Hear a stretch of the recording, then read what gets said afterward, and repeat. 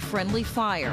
Tonight, outrage on the streets. He was trying to apprehend the guy who was breaking into his car. Meanwhile, new details about the victim's surface. His wife's father is a police officer. Tonight, an entire community is reacting after the shooting of an NYPD officer. And it's first at 10 tonight. Good Friday evening to you. I'm Derry Alexander. I'm Ernie Anastas. Tonight we are learning more about what may have happened in the moments just before the deadly shooting. Our team coverage begins with Tiwa Chang in East Harlem. And Tiwa, what have you learned tonight? Ernie and Derry were outside the 25th Police Precinct House, where investigators continue to question the thief who allegedly started this entire process that led to one cop killing another. We have learned from sources some interesting information about what happened at the time of the shooting. Initially, investigators believed that the officer who was shot and killed was running after a suspect when he was shot by the other police officer. Now they believe he was in fact collaring a suspect, actually leaning over him with his gun, trying to arrest him when the other officers came up. Last night around 10:30, rookie housing cop Omar Edwards got off duty on East 124th Street in Harlem. Police say a man was inside the officer's car rifling through it. Officer Edwards chased the suspect, identified by police as Miguel Santiago, to 125th Street. A police anti-crime unit in an unmarked car was driving by, saw Officer Edwards in plainclothes with a gun holding down another man. The other officers stopped. One of the officers, after exiting the vehicle, fired 6 times from his 9mm Glock, striking Officer Edwards twice. Police initially said Officer Edwards was shot in the chest, but witnesses disagree. Yeah, his back was turned. He got shot in the back. He wasn't facing towards the officer. He wasn't facing the officer. He had his back turned, he was trying to apprehend the guy who was breaking into his car. The medical examiner's autopsy supports the witnesses. The autopsy concludes Officer Edwards was shot in his mid-left back. The bullet hit his heart and lodged in his chest. A second bullet hit his left arm, and a third bullet hit his left hip.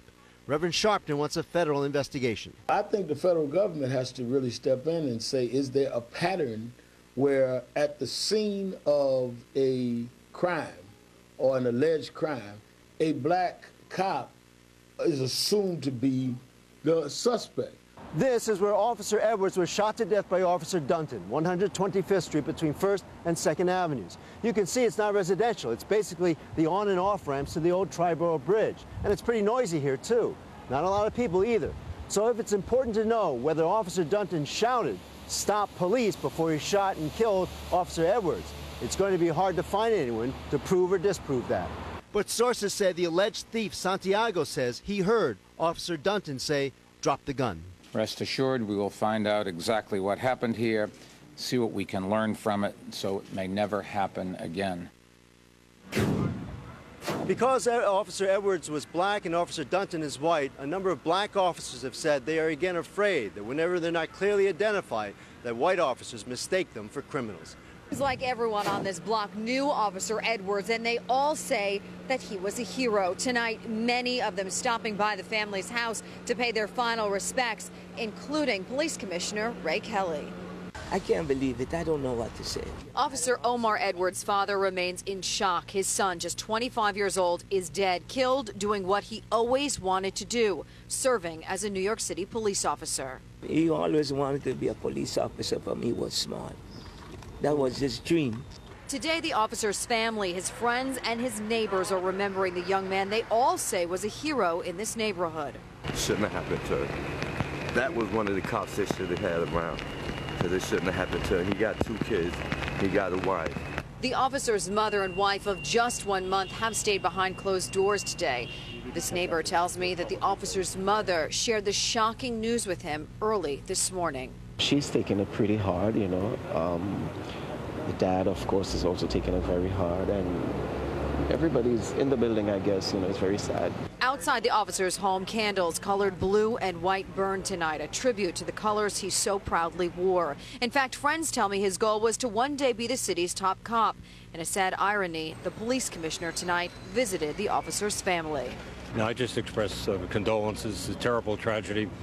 I spoke to the officer's mother, and I also spoke to his wife and also his father-in-law. The officer leaves behind 2 sons, aged 7 months and 1.5 years old. Questions of racism. We have team coverage. We begin with Paisley Chang live in East Harlem, where it all went down 24 hours ago. Paisley? And Sue, it was around this time last night that Officer Edwards left work. He had taken off his uniform and changed into street clothes. He had also taken off his bulletproof vest. After all, he was on his way home to be with his family.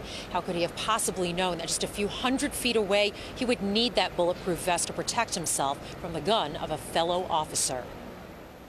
Flowers and bunting graced the front of the Housing Bureau station at which Officer Omar Edwards worked. The young officer was gunned down in a violent confrontation just as he was leaving work. All we can say at this point is that he was there protecting the rest of us. We will find out what happened, and our prayers are with the family. It was around 10:30 at night. Edwards was walking to his car when he saw someone, now identified as Miguel Santiago, breaking into it. Detectives say Edwards moved to confront Santiago and grabbed him, but Santiago got free by wriggling out of his shirt.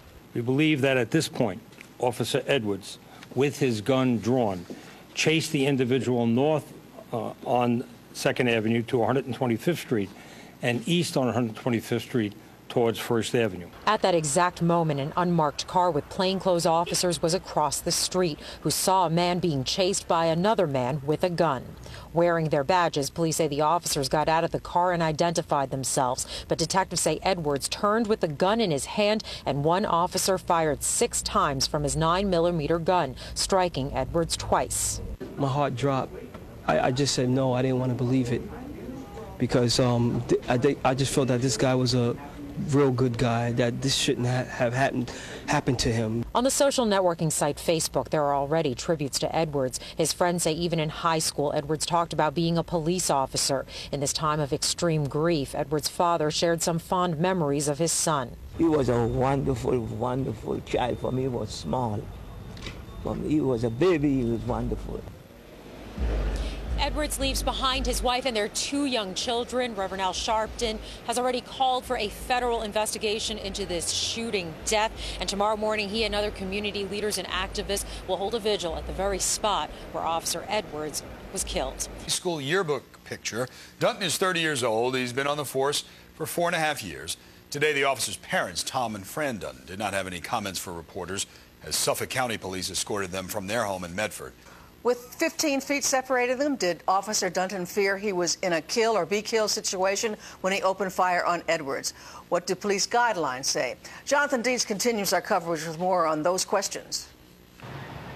Some are asking whether the friendly fire shooting of off-duty Officer Omar Edwards was more than a tragic accident, whether race had any role. The Reverend Al Sharpton earlier. We don't know what happened. But the question now becomes, can the police themselves? This case comes after last year's shooting in White Plains, where a black off-duty officer was shot by officers of varying races. Back in 1994, the shooting of Officer Desmond Robinson by Peter Del Debbio led to cries of reform and improved training within the NYPD. State Senator Eric Adams once ran the activist group 100 Blacks in Law Enforcement. Because if you ignore the fact that we have racial predispositions, then you are not going to train a proper police officer how to police in that environment. Other recent cases of friendly fire have taken place where the races of the officers were the same. The Bronx White Castle shooting in 2006 involved Hispanic officers. And in Reddington, New Jersey, an FBI agent accidentally shot and killed another. Both were white. In this case, Edmonds in plainclothes was chasing a suspect with gun drawn when he encountered the plainclothes officers. Police say he was ordered to freeze, but investigators say he was turning towards the officers when one opened fire. NYPD guidelines remind off-duty officers when confronted by fellow cops, do not turn body, especially if holding a firearm. Pat Donnelly is a longtime firearms instructor. He just got off of a shift. He's a police officer. He's doing what he's been trained to do. Unfortunately, it appears that he didn't follow proper protocol in this situation, and it unfortunately cost him his life.